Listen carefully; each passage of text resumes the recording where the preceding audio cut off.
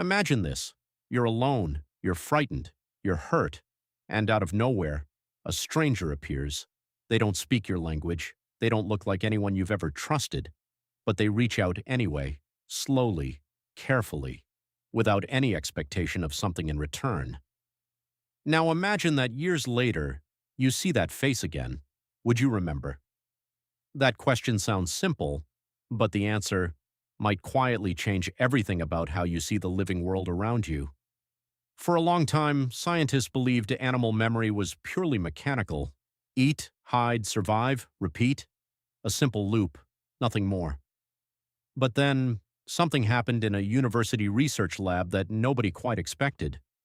Researchers began studying crows, not because crows were considered intelligent in the way we usually mean that word, but because something about them kept catching attention. These birds were watching people, not randomly, not out of hunger. They were watching specific people and responding to them differently than to others. So the researchers designed an experiment. They wore particular masks while capturing and banding crows for study. Standard fieldwork, nothing unusual, except for one detail. After releasing the birds, the researchers returned to the same locations wearing the same masks. The crows remembered, not just for days, not just for weeks, for years. Those birds reacted with alarm to the exact faces connected with that stressful experience. They would call out warnings, follow the masked researchers through the campus, alert other birds nearby. And here is the part that stopped many scientists cold. Young crows, who had never been captured, who had never personally experienced anything connected with those masks, also learned to react. They watched their elders, and they learned. Memory had become social. Memory had become something passed between generations. But crows are not the only ones. Magpies, those bold, chattering birds that most people walk past without a second thought, have passed the mirror test. They recognize their own reflection. They understand, on some level, that the image in the glass is themselves. That level of self-awareness was once considered exclusively human. We were wrong. Several years ago, a wildlife rescuer found a young fox alone in a field, small, trembling, eyes wide with a fear that needed no translation.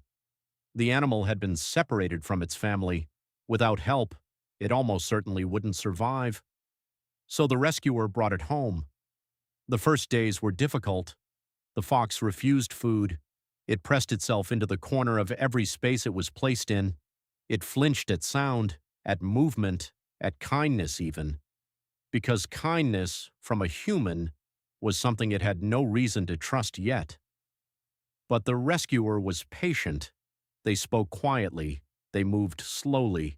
They sat near the fox without reaching, without demanding, simply being present.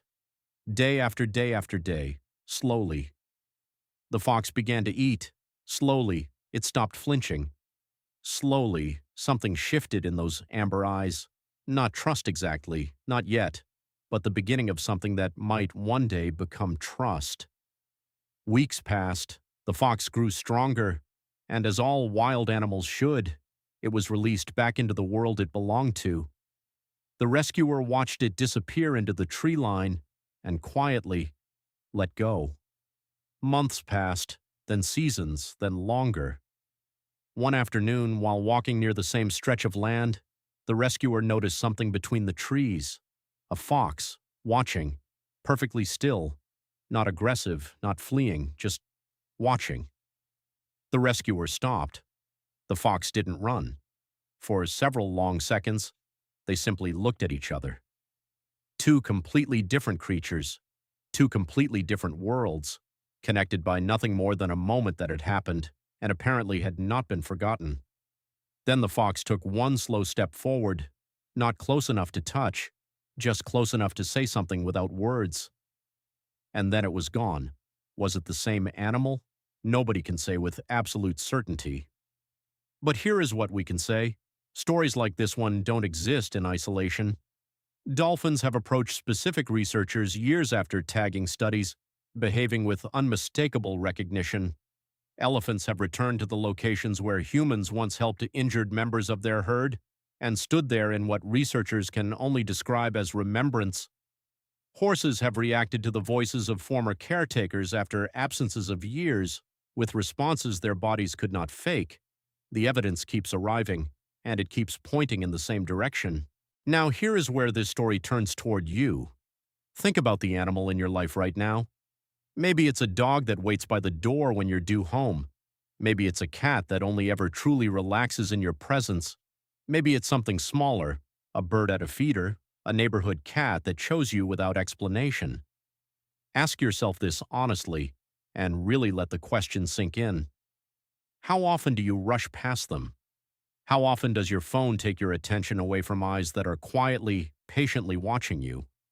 You think you're just checking a message, but to them you're turning away. How often do you offer distraction instead of presence?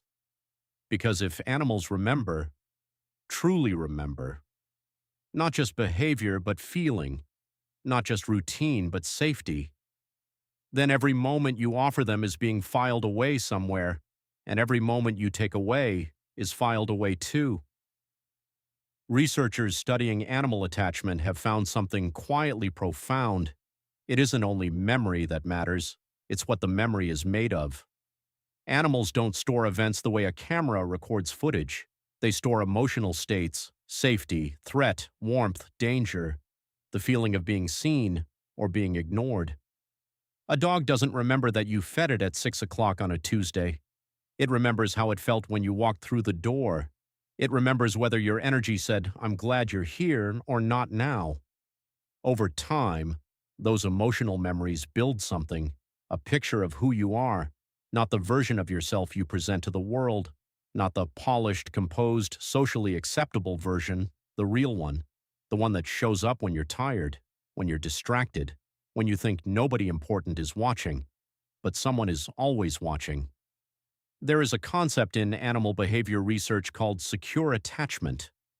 Plain English, it describes an animal that has learned through repeated experience that a particular human is safe, that this person will not hurt them, that this person will not abandon them, that with this person, the world becomes slightly less frightening. Secure attachment takes time to build, and it can be damaged in moments. One afternoon of impatience, one raised voice when the animal simply couldn't understand what you wanted. One moment of frustration that you've long since forgotten. They haven't forgotten. Not because they hold grudges. Animals are not built for grudges, but because their nervous systems are built for survival, and survival means remembering what felt safe and what felt dangerous. You are somewhere in that memory. The question is, where? And that brings us to the question I want to leave with you. Not a comfortable one, but an honest one. If your animal could describe you, not to impress anyone, not to protect your feelings, but simply, honestly, the way animals experience the world, what would they say? You might think they'd talk about the food or the walks or the toys. But would they? Or would they describe someone who stops, who sits, who puts the phone down and simply is there? Or would they describe someone who is physically present but emotionally somewhere else entirely? There's no judgment in that question, only an invitation. Because the research tells us something hopeful alongside everything else. Secure attachment can be rebuilt. Trust, once damaged, can be slowly, patiently restored. The same way that rescuers sat near a frightened fox day after day without demanding anything in return. The same way the fox, years later, stepped forward into the space between two worlds. It is never too late to become the person your animal already believes you might be. So, do animals remember the humans who helped them?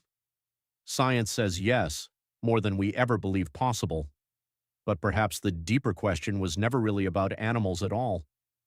Perhaps it was always about us, about whether we are paying enough attention to notice what is being offered to us every single day.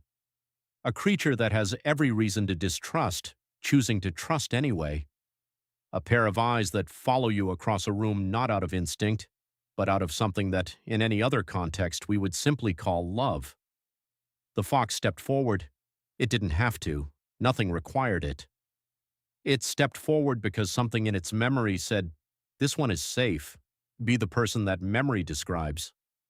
Now I want to hear from you. Have you ever had a moment when an animal seemed to truly see you, not react to you, not want something from you, but actually see you? Share it in the comments. Those stories matter more than you might think. And one last question to sit with tonight. If you were a wild animal, meeting humans for the first time, based only on what you've seen of this world, would you trust one? You think about all the noise, the speed, the chaos. Would you trust us? If this stayed with you, if it made you look differently at the animal in your life, or the ones you pass each day without thinking, subscribe to the Pastel Cosmos for more quiet journeys through science, memory, and the invisible threads that connect every living thing. Until next time, be the kind of human an animal would step toward. Someone may remember it longer than you think.